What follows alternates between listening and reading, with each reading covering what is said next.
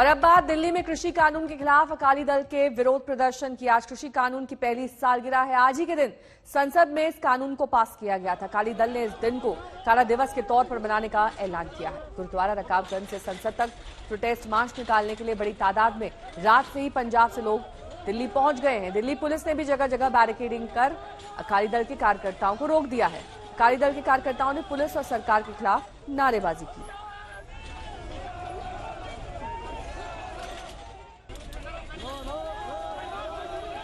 कृषि कानूनों के 1 साल पूरा होने के दिन शिरोमणि अकाली दल ने इस दिन को काला दिवस मनाने के रूप में फैसला किया और अपने तमाम कार्यकर्ताओं को दिल्ली के रकाबगंज गुरुद्वारा पहुंचने के लिए कहा। आप देख सकते हैं इस वक्त यहां पर सुबह सुबह तमाम सुरक्षा के इंतजाम किए गए हैं। दिल्ली पुलिस के तमाम जवान आप देख सकते हैं, महिला ब्रिगेड भी यहां पर मौजूद है, महिला सुरक्षा कर्मी यहां पे मौजूद हैं। इसके आप आगे देखिए बैरिकेडिंग की गई है। बैरिकेडिंग के बाद तमाम जो पैरामिलिट्री फोर्सेस के जवान हैं उनको तैनात किया गया है। इस चीज़ की परमिशन नहीं थी। पुलिस से हमने जो बात की उनका कहना था कि परमिशन नहीं दी गई है, लेकिन यहाँ पर अच्छी खासी भीड़ अकाली कार्यकर्ताओं की यहाँ पर इकट्ठा हो चुकी है। दिल्ली के तमाम जो वरिष्ठ पुलिस अधिकारी हैं वो लगातार बातचीत कर रहे हैं और पूरी दिल्ली में जगह जगह पर बैरिकेडिंग की गई है। कहीं दिल्ली में अलग अलग जगहों पर कोई मार्च न निकले। यहाँ पर जो मार्च बुलाया गया था वो इसलिए बुलाया गया था कि यहाँ पर जब सभी कार्यकर्ता पहुँचेंगे तो वो एक प्रोटेस्ट मार्च करेंगे रकाबगंज से लेकर के पार्लियामेंट हाउस तक।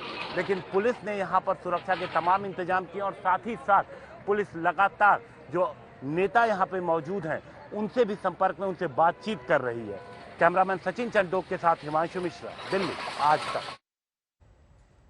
हिमांशु मिश्रा में सहयोगी इस वक्त तमाम जानकारी के साथ जुड़ गए हैं। हिमांशु, आपकी हमने ये रिपोर्ट देखी और उसमें साफ तौर पर आप दिखा रहे थे कि मल्टी लेवल बैरिकेडिंग की गई है, लेकिन इसके बावजूद किस तरह की सुरक्षा व्यवस्था वहां पर आप देख पा रहे हैं और कैसे वहां पर इस वक्त इंतजाम दिखाई दे रहे हैं? देखिए इस वक्त मैं रकाबगंज गुरुद्वारे के ठीक सामने मौजूद हूँ और आप देखिए तमाम जो कार्यकर्ता हैं जैसे जैसे वक्त बीतता गया देखिए यहाँ पर लोगों की भीड़ लगातार बढ़ती चली गई और पुलिस ने जो बैरिकेडिंग की है लेकिन अंदर वो आने से नहीं रोक रही थी। और अभी कुछ देर पहले यहाँ पर नेहा सुखबीर सिंह बादल पहुंचे और उसके बाद जो यहाँ पे जो तमाम कार्यकर्ता आप देखिए झंडा लेकर के वो सभी उनके साथ एक तरीके से अंदर रकाबगंज के गुरुद्वारे के अंदर की तरफ जा रहे थे। और पुलिस से जो हमने बात की, जो सुरक्षा की बात है, पुलिस का कहना है कि उन्हें जानकारी मिली थी अलग अलग रिलायबल सोर्सेज से, क्योंकि परमिशन मांगी नहीं गई थी, लेकिन उन्हें जब जानकारी मिली तो उन्होंने पुलिस ने अपनी तरफ से जो डीसीपी न्यू दिल्ली है उन्होंने अपनी तरफ से एक लेटर बना करके भेजा कि परमिशन नहीं है। और ये देखिए ये क्या आप लोगों ने ये क्या बना रखा है? ये मंगा मनाना है आप देखें जी, किसानी मुद्दे अलग अलग जगह से साइन किए हुए। जी जी जी जी जी जी। अच्छा, ये किसानों के साइन जी ये सभी किसानों के साइन है जी। किसी अच्छा, तो आप देखिए ये कई सारे किसान अलग अलग इलाके के जो पंजाब के हैं उन लोगों ने इस पे साइन किया हुआ है। और क्या संदेश क्या देना चाहते हैं आप लोग, क्या संदेश देना? काले कानून रद्द करो जी, इन्होंने कानूनों ਨੂੰ वापस लो खेती है। काले कानून रद्द करो, वापस लो कृषि कानून जो है। आज 1 साल हुआ है और जब ब्लैक फ्राइडे मनाने की बात थी तो उसी के साथ ही दिल्ली पुलिस भी सतर्क हो गई थी। लगातार बातचीत भी जारी है, जगह जगह बैरिकेडिंग की गई है, लेकिन यहाँ आने से नहीं रोका गया। जो हमारी अधिकारियों से बात हुई उनका कहना है कि जो लोग यहाँ आ रहे हैं उन्हें नहीं रोका जा रहा है, लेकिन आगे जाने की परमिशन नहीं है। नेहा, अनीशा माथुर मेरी सहयोगी इस वक्त तमाम जानकारी के साथ जुड़ गई। अनीशा, आप कहां पर मौजूद है, वहां पर किस तरीके की व्यवस्था है? क्योंकि जिस तरीके से हिमांशु बता रहे थे मल्टी लेवल बैरिकेडिंग है और पूरी तरीके से सुरक्षा चाक चौबंद है, आप क्या देख पा रही हैं? देखिए नेहा, आपको मैं ये आप जो देख पा रही हैं मेरे विजुअल्स में, हम इस वक्त बिल्कुल गुरुद्वारा रकाबगंज साहब के दरवाजे के बाहर खड़े हैं। जो मेन गुरुद्वारे का एंट्रेंस गेट है उसके बाहर खड़े हैं और आप यहाँ पर देख सकते हैं, मेरे कैमरामैन अजय ठाकुर आपको दिखा रहे हैं कितनी भीड़ यहाँ पर जमा है। सब लोग यहाँ पर झंडे लेकर अपने हाथों में ब्लैक कलर के बैंड्स पहनकर यहाँ पर नारे लगा रहे हैं कि ये फार्म लॉज जो है इनको वापस लेना चाहिए। अजय आपको मैं जरा बोलूंगी, थोड़ा और बैरिकेडिंग भी दिखा देंगे। गुरुद्वारा रकाबगंज के बाहर चारों तरफ अच्छे से बैरिकेडिंग की गई है, डबल लेयर बैरिकेडिंग की गई है। जो प्रेसिडेंट हाउस की तरफ जो रास्ता जा रहा है उस पर भी और संसद मार्ग की तरफ जो रास्ता जा रहा है उस पर भी डबल बैरिकेडिंग है। कई पुलिस वाले और एंटी राइट पुलिस सबकी यहाँ पर डिप्लॉयमेंट की गई है। लेकिन यहाँ पर आप देख सकते हैं इतने सारे जो भीड़ जमा है वो पूरी तरह से अपना यहाँ पर खड़ी हुई है, डटी हुई है और वो कह रहे हैं कि काले कानून जो है, ये 3 फार्म लॉज जो है, इनको वापस लेना बहुत जरूरी है। 1 साल से पूरे भारत में इस तरह का प्रोटेस्ट चल रहा है। आज भी शिरोमणि अकाली दल ने इसी प्रोटेस्ट के सपोर्ट में इतने सारे लोग बुलाए हैं। सुखबीर सिंह बादल जो है वो अंदर रकाबगंज गुरुद्वारे के अंदर है फिलहाल। अभी पुलिस ने क्योंकि परमिशन इस रैली की नहीं दी है, अब आगे क्या किया जाना है ये अभी देखना बाकी है। ठीक जो है लीडर अनीशा बने रही हमारे साथ, हिमांशु भी हमारे संवाददाता लगातार जुड़े हुए हैं। लेकिन दिल्ली में सुरक्षा के सख्त इंतजाम है, कई सड़कों को डाइवर्ट किया गया है। दिल्ली पुलिस ने अलर्ट जारी किया है जिसमें कहा गया कि किसान आंदोलन के कारण आज Gurudwara Rakabganj, RML hospital, GPO, Ashoka road और बाबा खड़क सिंह मार्ग से बचने को दिल्ली पुलिस ने हिदायत दी है। किसान आंदोलन की वजह से यहां ट्रैफिक डाइवर्ट रहेगा। मैप के जरिए समझ लीजिए कि किन रास्तों को आपको अवॉइड करना है, इनसे नहीं गुजरना है, क्योंकि यहां पर आपको भारी ट्रैफिक और जैम से जूझना पड़ सकता है।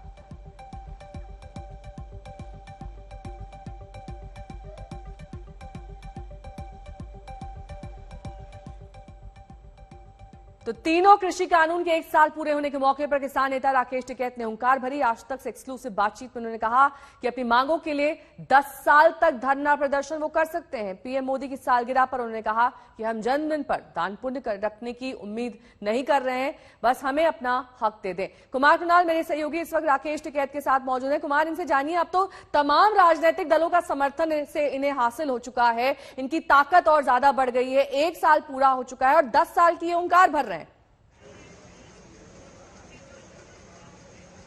बिल्कुल, और राकेश टिकैत साथ में हमारे, नेहा सीधा उनसे सवाल करते हैं।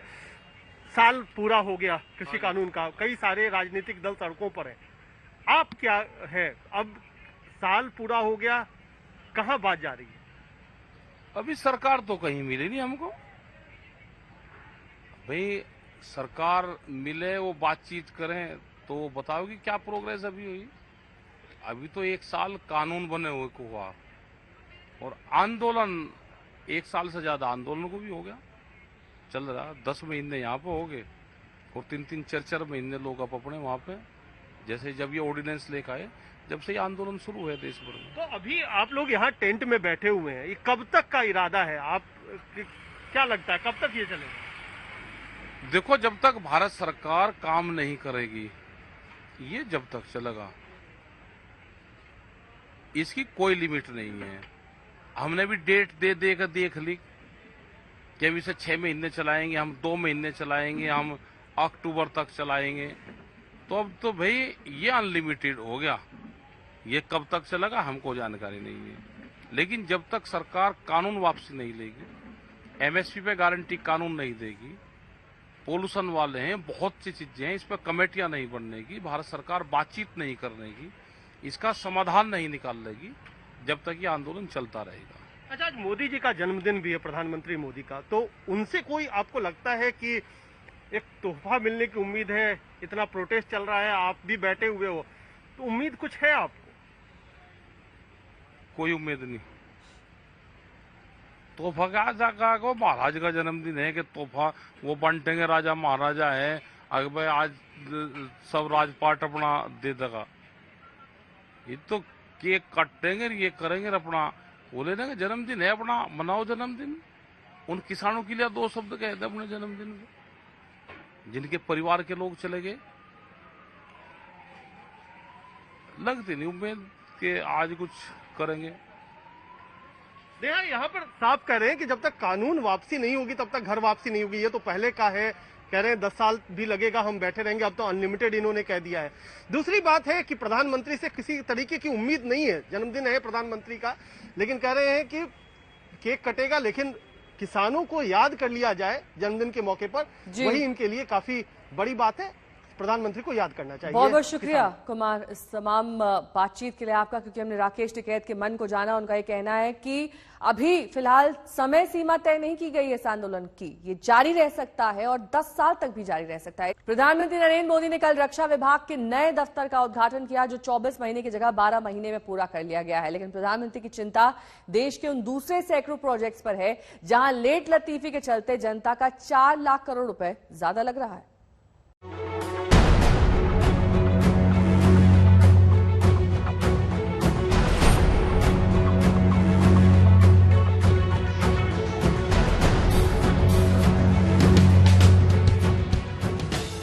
दिल्ली में जब प्रधानमंत्री नरेंद्र मोदी ने रक्षा विभाग के नए दफ्तर डिफेंस ऑफिस कॉम्प्लेक्स का उद्घाटन किया, तो जल थल नभ तीनों सेनाओं के कामकाज को अधिक सुविधाजनक, ज्यादा प्रभावी बनाने वाली इमारत ही सिर्फ देश को नहीं मिली, बल्कि जब सरकारी कामों के अटके रहने की ही खबरें आती रहती हैं, रक्षा विभाग के नए ऑफिस की इमारत ने एक नई इबारत भी लिखी। सुनिए जरा। जो काम 24 महीने में पूरा होना था, वो सिर्फ 12 महीने के रिकॉर्ड समय में कंप्लीट किया गया, यानी 50% समय बचा लिया गया। वो भी उस समय जब कोरोना से बनी परिस्थितियों में लेबर से लेकर लॉकडाउन, दिखना, फलाना, न जाने कितनी सारी कठिनाइयों से बीच हम गुजरे हैं। देश की संसद का निर्माण काम भी बहुत तेजी से हो रहा है। सेंट्रल विस्टा एवेन्यू का काम भी दावा है कि तय सीमा के भीतर पूरा कर लिया जाएगा। अगले साल गणतंत्र दिवस की परेड की मेजबानी के लिए पूरा प्रोजेक्ट तैयार रहेगा। ये दिखाता है कि जब नीति और नीयत साफ हो, इच्छा शक्ति प्रबल हो और प्रयास ईमानदार हो, तो कुछ भी असंभव नहीं होता है, सब कुछ संभव होता है। मुझे विश्वास है देश की नई पार्लियामेंट बिल्डिंग का निर्माण भी तय समय सीमा के भीतर ही पूरा होगा। प्रधानमंत्री इस बात को लेकर लगातार सजग रहते हैं कि देश में इंफ्रास्ट्रक्चर प्रोजेक्ट लटके नहीं। यही कारण है कि इसी महीने देश में देरी से चल रहे प्रोजेक्ट्स की जानकारी प्रधानमंत्री ने मांगी। वो प्रोजेक्ट जो अदालत की फाइलों में फंसने से लटके हैं, वो जो पर्यावरण और जमीन अधिग्रहण में देरी से फंसे हैं, सरकारी विभागों को तय समय में पूरा नहीं हो पा रहे प्रोजेक्ट की सूची बनाने की बात प्रधानमंत्री ने कही थी। प्रधानमंत्री को चिंता इसलिए करनी पड़ रही है क्योंकि ministry of statistics and programme implementation की अप्रैल से जून के बीच की रिपोर्ट के पन्ने बताते हैं कि 150 करोड़ रुपए से ज्यादा की लागत वाले देश में 12 प्रोजेक्ट अपने तय समय के मुकाबले तेजी से चल रहे हैं। 241 प्रोजेक्ट अपने तय शेड्यूल के मुताबिक चल रहे हैं, जबकि 559 प्रोजेक्ट अपने तय समय से देर से चल रहे हैं और 267 प्रोजेक्ट ऐसे हैं जिनके पूरा होने की तारीख भी नहीं पता। किसी भी विभाग के प्रोजेक्ट लटकने के कारण सिर्फ जनता को संरचना का लाभ उठाने में देरी ही नहीं होती। मतलब बात सिर्फ ये नहीं कि कोई रेलवे हाईवे का प्रोजेक्ट 1.5 साल लेट हुआ तो जनता को 18 महीने तक असुविधा होती है, बल्कि किसी भी प्रोजेक्ट की लेट लतीफी का नुकसान सीधा देश के आम आदमी को अपनी जेब से भरना पड़ता है। इस नुकसान को आप सरकारी आंकड़ों से जान लीजिए। दावा है कि 480 इंफ्रास्ट्रक्चर प्रोजेक्ट में देरी के कारण उनकी लागत में 4,46,000 करोड़ तक का इजाफा आ चुका है। यानी जो काम कम पैसे में हो सकता था उसके लिए अब 4,46,000 करोड़ रुपए और लगेंगे। इस पैसे के गणित को ऐसे समझें कि जितना पैसा सरकार एक साल में खाद्य सब्सिडी में देती है, गुजरात सरकार का जितना बजट होता है उसका 2 गुना कर लीजिए। इतना पैसा सिर्फ प्रोजेक्ट में देरी के कारण जनता को और भरना पड़ेगा। ऐसे ही बड़े बड़े हाईवे या दूसरे प्रोजेक्ट में देरी के कारण केंद्रीय मंत्री नितिन गडकरी सख्त रुख के साथ सख्त नीति अपनाने की वकालत करते आए हैं। जो व्यवस्था काम नहीं करती उसको उखाड़ के फेंक दो, ये कहने में मैं संकोच नहीं करता। अगर मुझे गुस्सा आता है तो मैं बड़े बड़े जगह तुम वर्मी कल्चर करने के भी लायक नहीं हो। अगर कहीं कोई ढीला ढाला आया तो मैं उसको ठोके बिना तो छोड़ता ही नहीं। समय पर काम होगा तो आप दिल्ली से मुंबई के बीच 24 घंटे के सफर को इस हाईवे से 12 घंटे में पूरा कर पाएंगे। गुरुवार को ही दिल्ली मुंबई एक्सप्रेसवे का मुआयना करने नितिन गडकरी उतरे। ये एक्सप्रेसवे दिल्ली से मुंबई के बीच 130 किलोमीटर की दूरी को कम करेगा, जिसके मार्च 2023 तक बनकर तैयार होने की उम्मीद है। लेकिन कई बार सैकड़ों प्रोजेक्ट में उम्मीद टूट जाती है और सरकारी रिपोर्ट बताती है कि 92 प्रोजेक्ट 12 महीने तक की देरी से चल रहे हैं। 118 प्रोजेक्ट 24 महीने तक की देरी से लटके हैं। 178 पर काम 25 से 60 महीने की देरी का है और 116 प्रोजेक्ट ऐसे जो 61 महीने यानी 5 साल की देरी से लटके हैं। इनकी कीमत जनता चुकाती है क्योंकि प्रोजेक्ट की लागत कई गुना बढ़ जाती है। ऐसे में दस्तक आप ये दीजिए कि अगर रक्षा विभाग के दफ्तर को 24 महीने की जगह 12 महीने में तैयार किया जा सकता है तो वही तेजी हर प्रोजेक्ट में लगाई जाए। अदालत में फंसने, पर्यावरण से इजाजत, जमीन अधिग्रहण में होने वाली देरी को खत्म किया जाए। आज तक ब्यूरो। कोरोना काल में स्विगी, जोमेटो जैसे ऑनलाइन फूड डिलीवरी एप्स ने बाहर के खाने का शौक पूरा करने की जिम्मेदारी को बखूबी निभाया, लेकिन घर बैठे खाना ऑर्डर करने की यह सुविधा अब महंगी हो सकती है। इसकी वजह है GST council food delivery apps पर 5% जीएसटी लगाने पर विचार। अगर आप जोमेटो, स्विगी जैसे ऑनलाइन फूड डिलीवरी प्लेटफॉर्म से खाना मंगवाते हैं तो फिर अब इसके लिए ज्यादा दाम चुकाने पड़ सकते हैं। दरअसल जीएसटी काउंसिल की शुक्रवार को होने वाली बैठक में ऑनलाइन फूड डिलीवरी एप्स पर जीएसटी लगाने का ऐलान किया जा सकता है। फूड डिलीवरी एप्स को कम से कम 5% जीएसटी के दायरे में लाने पर जीएसटी काउंसिल विचार कर सकती है। अगर ये लागू हुआ तो फिर ग्राहकों को स्विगी, जोमेटो वगैरह से खाना मंगवाने पर ज्यादा दाम देना होगा। इस टैक्स को लगाने की वजह से कई रेस्टोरेंट्स बैक किचन यानी गैर कमर्शियल जगह से काम करते हैं और वो जीएसटी में रजिस्टर्ड नहीं है। ऐसे में फिटमेंट पैनल का सुझाव है कि जीएसटी का भुगतान रेस्टोरेंट को करना चाहिए। फिटमेंट पैनल ने सिफारिश की है कि फूड एग्रीगेटर्स को ई कॉमर्स ऑपरेटर्स की कैटेगरी में शामिल किया जाना चाहिए। इस बार एक या एक से ज्यादा पेट्रोलियम प्रोडक्ट्स यानी पेट्रोल, डीजल, नेचुरल गैस और एविएशन टरबाइन फ्यूल में से किसी को जीएसटी के दायरे में लाया जा सकता है। केरल हाई कोर्ट ने पेट्रोल और डीजल को जीएसटी के दायरे में लाए जाने के निर्देश दिए थे। ऐसे में बैठक में ये मुद्दा भी जीएसटी काउंसिल के सामने लाया जाएगा। अगर पेट्रोल को जीएसटी के दायरे में लाया जाता है तो 28% से अधिक स्लैब पर भी इसके दाम 20 रुपए तक घट सकते हैं। हालांकि इससे सरकार को 1 लाख करोड़ का नुकसान होगा, इसलिए ऐसा होना मौजूदा आर्थिक हालात में बेहद मुश्किल है। लेकिन महंगाई का बोझ घटाने के लिए कुछ सामानों पर जीएसटी कम किया जा सकता है। साथ ही कोविड-19 से संबंधित जरूरी सामान पर रियायती दरों की समीक्षा की जा सकती है। ब्यूरो रिपोर्ट, आज तक। अकाली दल के कार्यकर्ता और तमाम ऐसे दूसरे लोग जो इस वक्त पंजाब से चलकर दिल्ली पहुंचे, उन्हें रोकने की कवायद में दिल्ली पुलिस और प्रशासन जुट गया है। दिल्ली में सभी सीमाएं सील कर दी गई हैं, जगह जगह बैरिकेडिंग की गई है। इसके चलते कई रास्तों को बंद करना पड़ा है। रकाबगंज गुरुद्वारा के सामने खास तौर पर बड़ी संख्या में अकाली दल के ये कार्यकर्ता मौजूद हैं। प्रदर्शन की वजह से ये बड़ा फैसला दिल्ली पुलिस की ओर से, कई जगहों पर बैरिकेडिंग, चेकिंग और इसके साथ ही रूट को डाइवर्ट किया गया है। सभी सीमाओं को सील कर दिया गया है ताकि अब और ज्यादा संख्या इन प्रदर्शनकारियों की ना बढ़ सके। कल देर रात ही इन लोगों का जमावड़ा यहां पर मौजूद था। हिमांशु मिश्रा मेरे सहयोगी इस वक्त तमाम जानकारी के साथ जुड़ गए हैं। हिमांशु, ताजा तस्वीर दिखाइए, क्या वक्त बढ़ने के साथ साथ भीड़ भी बढ़ती जा रही है? जी देखिए, बिल्कुल यहाँ पर मैं आपको बाहर की तस्वीरें दिखा रहा हूँ। आप यहाँ पर देखिए, जैसे जैसे वक्त बढ़ता जा रहा है लोगों की भीड़ यहाँ पर बढ़ती जा रही है। आप देखिए म्यूजिक लगे हुए, यहाँ पर ट्रक भी पहुँच चुके हैं जिनसे लगातार म्यूजिक बजाया जा रहा है। लोग इसी में छोटे छोटे जो स्टूडेंट ऑर्गेनाइजेशन है शिरोमणि अकाली दल की, ये देखिए, ये जैसे ये लिख के खड़े स्टूडेंट ऑर्गेनाइजेशन, ये लोग इस तरीके से लगातार एक प्रोटेस्ट मार्च अंदर ही अंदर अभी चला रहे हैं। और चूंकि सुखबीर सिंह बादल यहाँ पर पहुंच चुके हैं नेता, वो अंदर जो है वो नेहा, और वो अंदर बातचीत कर रहे हैं। दिल्ली पुलिस भी लगातार नजर बनाए हुए है और लोगों को अब यही है कि अगला कदम क्या होगा, क्योंकि दिल्ली पुलिस ने दोनों चारों तरफ से बैरिकेड्स लगा दिए हैं और कहा है कि परमिशन नहीं है। अब ये देखना होगा कि क्या जो लिमिट है, जहां तक पुलिस ने बैरिकेड लगाए हैं वहीं पर विरोध प्रदर्शन होता है या किसी तरीके की गतिरोध की स्थिति बनती है। आप देखिए यहाँ पर बहुत सारे लोग हैं, कुछ लोगों से बात करते हैं और उनसे पूछते हैं कि वो कहाँ से आए आप? हम लुधियाना से आए हैं जी। लुधियाना से आए हैं। आने में कहीं आपको बैरिकेडिंग, क्योंकि कई जगहों पर बैरिकेडिंग मिली क्या दिल्ली के बॉर्डर पर? दिक्कत हुई हमें रास्ते में। एक तो हमें दिल्ली पुलिस ने बहुत परेशान किया। हमारे कुछ पंजाबी वीर वहीं बैठे हैं अभी। अच्छा, वहीं बैठे हुए हैं कुछ लोग। देखिए रास्ते में दिक्कतें हुई। आप कहाँ से आए हैं? लुधियाना से जी। लुधियाना से। रास्ते में बैरिकेडिंग वगैरह दिल्ली के बॉर्डर पर?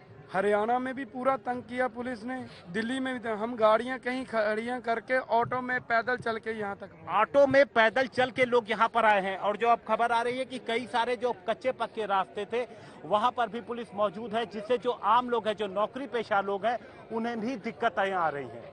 नेहा, बिल्कुल, ये तस्वीरें साफ तौर पर बयां कर रही हैं कि लोग धक्का मुक्की कर रहे हैं बैरिकेड के उस पार जाने की कोशिश, लेकिन पुलिस प्रशासन मुस्तैद है, पूरी तैयारी, किसी तरह की कोई गड़बड़ी ना हो, कोई हिंसक घटना ना हो, इसी को ध्यान में रखते हुए कई लोगों को हिरासत में भी लिया गया है। वहां पर बल का इस्तेमाल करना पड़ा है।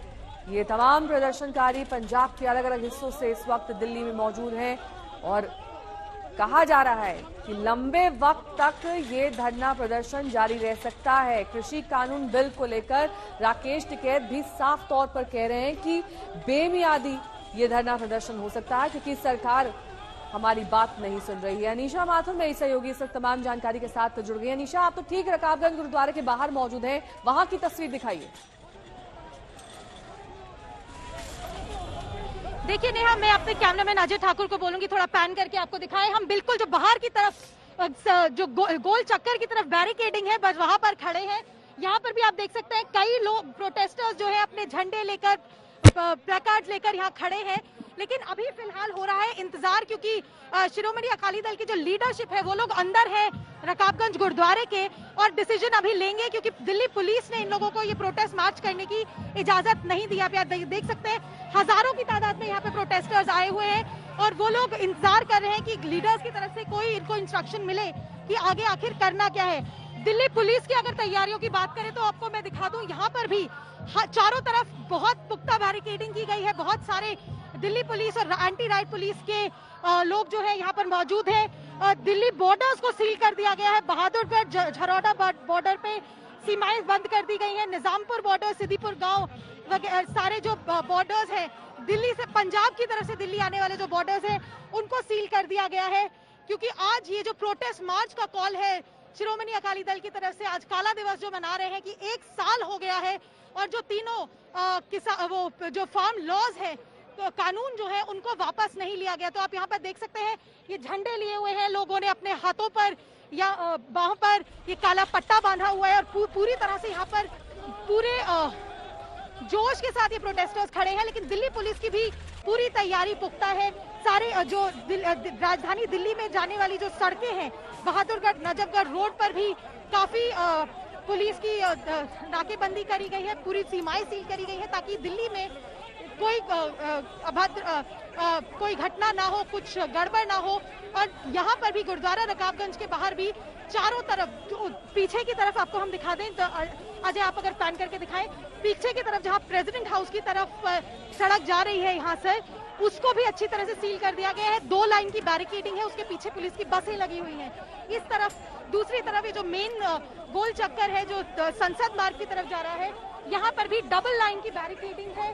बैरिकेड्स को रस्सियों से बांधकर उसको पक्का किया गया है ताकि कोई उस पर तोड़कर उसके ऊपर से कूद के आगे ना जा सके। डबल लाइन बैरिकेडिंग है, पुलिस की भी पूरी तरह से प्रेजेंस है। तो तैयारी पुलिस ने भी की है कि कुछ गड़बड़ ना हो।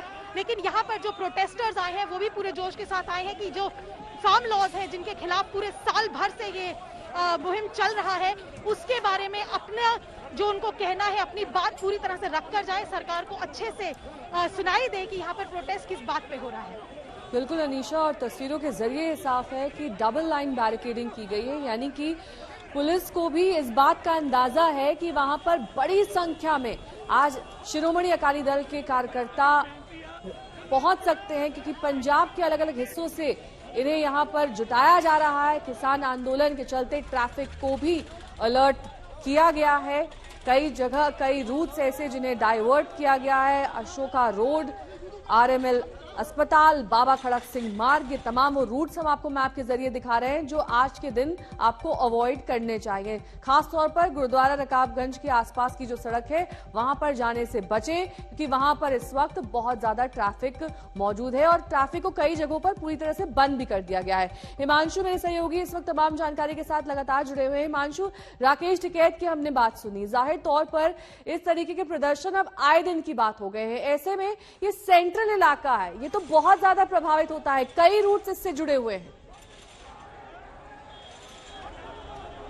बिल्कुल, देखिए, क्योंकि ये जहां पर हम खड़े हैं रकाबगंज गुरुद्वारा है, यहाँ पे आने वाले तमाम रास्तों पे कई जगहों पे बैरिकेटिंग है और आज वर्किंग डे है, फ्राइडे का दिन है। इसकी वजह से सुबह से ही जो ITO है या आप NH-24 से जब आप इंद्रप्रस्थ की तरफ पहुंचते हैं, वहां से जब आप रिंग रोड की तरफ राइट लेते हैं, वो सारे इलाके पे सुबह से ही असर दिखना शुरू हो गया था। ट्रैफिक जैम हैवी होना शुरू हो गया था और दिल्ली के तमाम जो आलाधिकारी हैं दिल्ली पुलिस के, वो लगातार सड़कों पे घूम रहे थे और उनकी कोशिश थी कि किसी तरीके से जो कानून व्यवस्था है उसको मेंटेन किया जाए। इसलिए जहां भी जो भी कार्यकर्ता दिख रहे थे, आप देखिए, जो कि अब ज्यादातर जो कार्यकर्ता हैं वो रकाबगंज गुरुद्वारे के आसपास पहुंच गए हैं। देखिए, इनमें कई लोग जो हैं वो काले झंडे लेकर के आए हैं। लोगों ने जो बैनर भी लिए हैं, अगर कोई पोस्टर भी लिया है तो उसका बैकग्राउंड काला बनाने की कोशिश की गई है। अपना एक विरोध प्रदर्शन, क्योंकि अकाली दल काले दिवस के रूप में जो आज 1 साल हुआ है उसको मना रही है। और अब जो खबर आ रही है कि जो दिल्ली के जो तमाम बॉर्डर्स हैं वहां पर भी पुलिस की मौजूदगी है और इसकी वजह से जो रोजमर्रा के काम के लिए या नौकरी पेशा लोग हैं उन्हें भी दिक्कत हो रही है।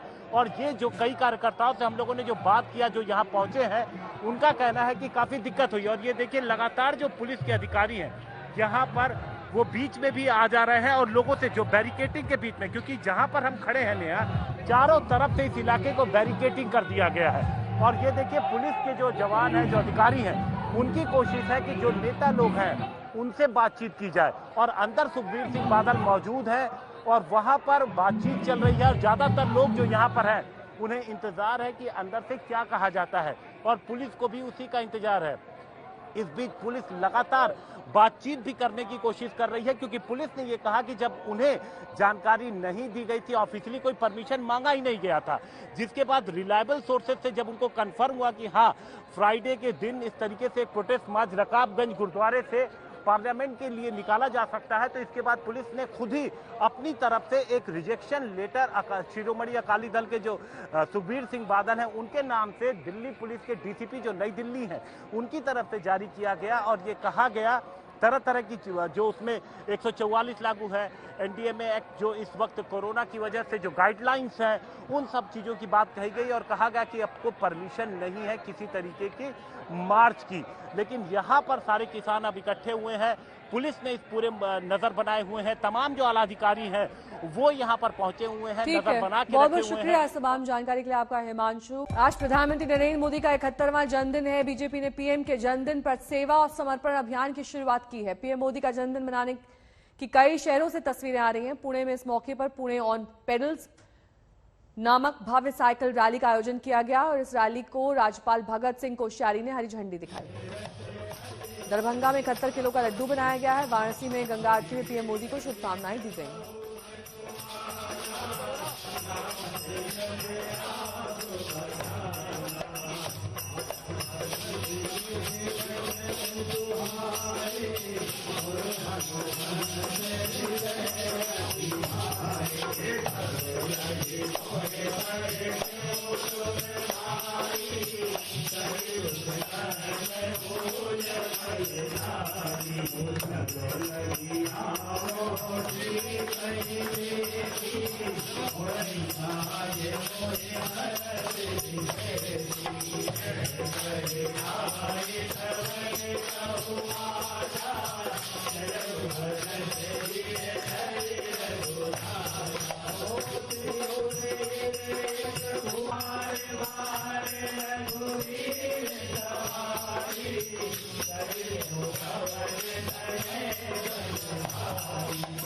तमाम जानकारी के साथ जुड़ गए हैं रवीश। वहां पर किस तरह की तैयारियां की गई हैं? अलग अलग मंत्री अपने अपने ढंग से विश कर रहे हैं।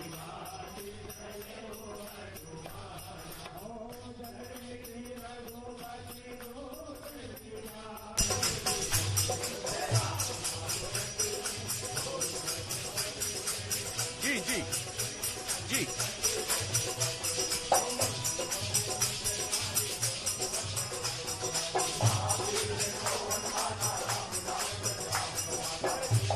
रवीश, वहां पर क्या देख पा रहे हैं आप? कैसे इस वक्त भजन कीर्तन किया जा रहा है? मोदी जी के तमाम मंत्री अलग अलग तरीका अपना रहे हैं उन्हें विश करने का। बिल्कुल, और मध्य प्रदेश की राजधानी भोपाल में भी देश भर की तरह ही प्रधानमंत्री नरेंद्र मोदी के जन्मदिन को भव्य तौर पर मनाया जा रहा है। एक तरफ तो मध्य प्रदेश में आज महा वैक्सीनेशन अभियान है, जहां पर 32 लाख लोगों को वैक्सीन लगाने की एक लक्ष्य जो है वो रखा गया है। तो दूसरी तरफ मध्य प्रदेश के चिकित्सा शिक्षा मंत्री विश्वास सारंग के विधानसभा क्षेत्र में उन्होंने पहले प्रधानमंत्री नरेंद्र मोदी की लंबी उम्र की कामना के लिए हनुमान चालीसा का पाठ किया। और अगर आप सामने देखें तो खुद मंत्री विश्वास सारंग यहाँ पर अपनी भजन मंडली के साथ मौजूद है और प्रधानमंत्री नरेंद्र मोदी के बेहतर स्वास्थ्य के लिए, उनकी लंबी उम्र की कामना के लिए हनुमान चालीसा का पाठ करवा रहे हैं। और ढोल झांझ मंजीरों के साथ ये पूरी भजन मंडली उनके विधानसभा क्षेत्र में यहाँ पे इस वक्त भजन कर रही है। और आपको ये भी बता दें कि इसके बाद महा वैक्सीनेशन अभियान की शुरुआत होनी है, जिसमें खुद चिकित्सा शिक्षा मंत्री जाएंगे और जो वैक्सीनेशन का टारगेट रखा गया है उसकी समीक्षा भी करेंगे और लगातार लोगों से बात भी करेंगे। मध्य प्रदेश में 5 करोड़ से ज्यादा वैक्सीनेशन अब तक हो चुका है और अब सरकार का लक्ष्य है कि आज ये टारगेट करीब 5.5 करोड़ से ज्यादा का जो लक्ष्य सरकार का है, पहला 100% वैक्सीनेशन का पहले डोज का, वो आज ही पूरा हो जाए। और ये एक तरीके से मुख्यमंत्री शिवराज सिंह चौहान का कहना है कि प्रधानमंत्री नरेंद्र मोदी को जन्मदिन का तोहफा होगा ये मध्य प्रदेश की तरफ से कि 100% वैक्सीनेशन पहले डोज का आज मध्य प्रदेश में हो जाए। लेकिन अभी आप तस्वीरों में बहुत बहुत शुक्रिया है तमाम जानकारी के लिए आपका। रवीश पाल सिंह हमारे संवाददाता जानकारी देते हुए। भारत में अमीरों और कम आय वर्ग के लोगों के बीच हमेशा से गहरी खाई रही है। कोरोना काल में तो संपन्नता का ये अंतर और ज्यादा बढ़ गया है। खुद सरकार के इंडिया डेटा एंड इन्वेस्टमेंट सर्वे 2019 के मुताबिक देश की 50% से ज्यादा संपत्ति और नकदी महज 10% अमीरों के पास है।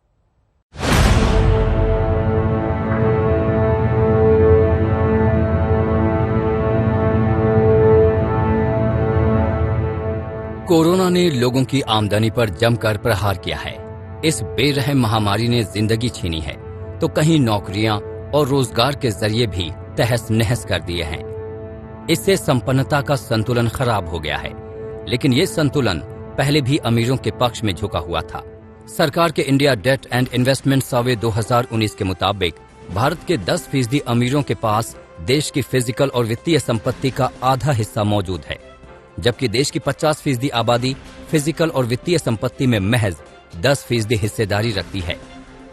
अगर इस अनुपात को शहरी और ग्रामीण इलाकों में बांटकर देखा जाए तो फिर हालात और गंभीर हो जाते हैं। देश के 10% अमीरों के पास शहरी इलाके में 55.7% और ग्रामीण इलाके की संपत्ति का 50.8% हिस्सा है। जानकारों का मानना है कि इस अंतर से समाज के अलग अलग वर्गों का अंतर ज्यादा गहरा रहा है। जनवरी-दिसंबर 2019 के बीच किए गए एक सर्वे के नतीजों के मुताबिक देश के कई राज्यों में वित्तीय असमानता की स्थिति ज्यादा बदतर है। दिल्ली में 10% अमीरों के पास कुल संपत्ति का 81% हिस्सा मौजूद है, जबकि निचले तबके की 50% आबादी के पास कुल संपत्ति का महज 2.1% हिस्सा है। पंजाब में 10% आबादी के पास कुल संपत्ति का 65% हिस्सा मौजूद है, जबकि निचले तबके की 50% आबादी के पास केवल 5% संपत्ति है। इस सर्वे में बिल्डिंग, जानवर और वाहन जैसे फिजिकल एसेट्स को भी शामिल किया गया है। इसके साथ ही इस सर्वे में कंपनियों के share, bank, post office deposit वगैरह शामिल हैं। केंद्र सरकार ने इस सर्वे में संपत्ति की गणना मौद्रिक आधार पर की थी। इसमें यह तय किया गया कि किस परिवार के पास कितनी संपत्ति है। आज तक ब्यूरो।